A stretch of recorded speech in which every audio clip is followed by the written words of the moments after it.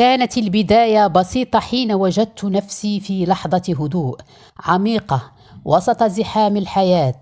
أخذت المسبح وبدأت أردد الكلمات: سبحان الله، الحمد لله، الله أكبر. شعرت بشيء مختلف، كأن الكلمات تطهر روحي وتزيل أثقال يومي. مع كل تسبيحة كنت أجد قلبي يزداد خفة وعقلي يتنفس السلام. لم يعد الأمر عادة فقط، بل صار ملاذا. كلما واجهت هما أو قلقا لجأت إلى التسبيح، وفي كل مرة كنت أعود بشعور أعمق من الطمأنينة واليقين. هكذا أصبح التسبيح رفيقي اليومي، يذكرني دائما أن لله حكمة في كل شيء، وأن القلب لا يطمئن إلا بذكر الله. مع مرور الأيام بدأت ألاحظ أثر التسبيح ليس فقط على نفسيتي، بل على حياتي كلها. كنت كلما سبحت كأنني أفتح بابا من أبواب الخير والرزق.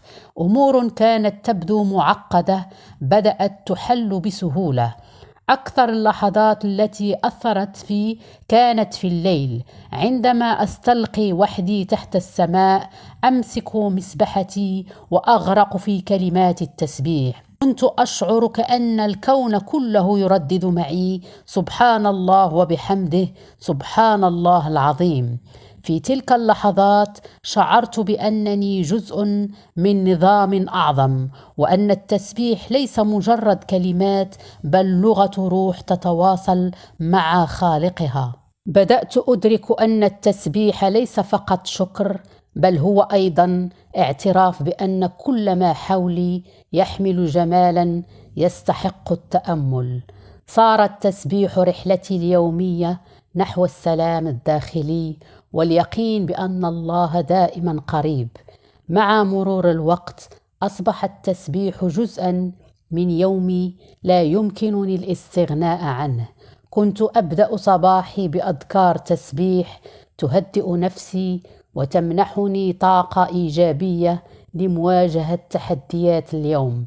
وفي كل مساء كنت أختتم يومي به، وكأنه مراجعة صامتة لكل النعم التي غمرتني دون أن أشعر. بدأت ألاحظ أن التسبيح يغير طريقة تفكيري. أصبحت أرى الخير في كل شيء، حتى في المحن. إذا واجهت مشكلة أقول في نفسي: سبحان الله، لا بد أن في هذا خير لا أراه الآن.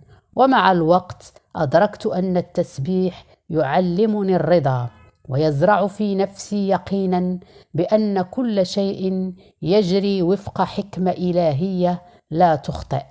مع تعمقي أكثر في التسبيح اكتشفت أنه ليس مجرد ذكر عابر أو كلمات أرددها، بل هو رحلة داخلية مع الطمأنينة، وحبل وثيق يربطني بالله في كل لحظة، وتجربة روحية تتجدد في كل مرة. كنت أحيانا أتأمل معنى الكلمات: سبحان الله تعني تنزيه الله عن كل نقص، فأشعر بعظمة الخالق. الحمد لله تذكرني بنعم الله التي لا تعد ولا تحصى، فأحس بالامتنان يغمرني. أما الله أكبر فهي تعلمني أن الله أعظم من كل مخاوفي وهمومي. في أحد الأيام مررت بموقف شعرت فيه بالضيق الشديد، فجلست في زاوية هادئة وبدأت أسبح. فجأة شعرت كأن ثقلا قد زال عن صدري، وكأن هناك طاقة نورانية تجتاح كياني. كانت تلك اللحظة نقطة تحول في علاقتي مع التسبيح. أدركت أنه ليس فقط ذكرا، بل دواء للروح وبلسما لكل ألم. بدأت أرى أثر التسبيح في حياتي بشكل ملموس.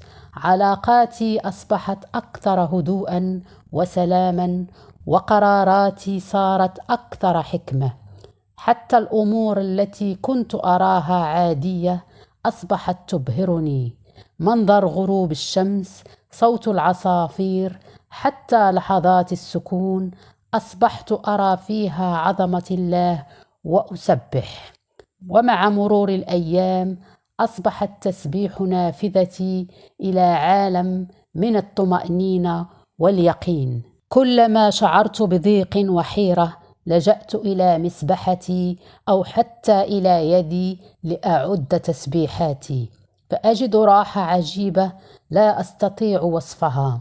كان الأمر أشبه ببوح روحي حديث خفي بيني وبين الله. ومع الاستمرار أدركت أن التسبيح هو وسيلتي للشكر على ما أملك وللاستعانة على ما أفتقد.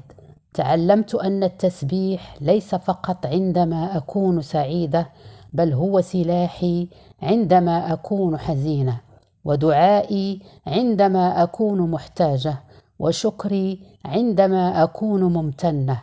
بدأت أشارك تجربتي مع التسبيح مع كل من حولي. كنت أقول لهم: لا تحتاجون للكثير، فقط لحظات من الهدوء وكلمات بسيطة تخرج من القلب. بعضهم بدأ يشاركني، ومع الأيام لاحظت كيف أن وجوههم أصبحت أكثر إشراقاً وقلوبهم أكثر صفاءً.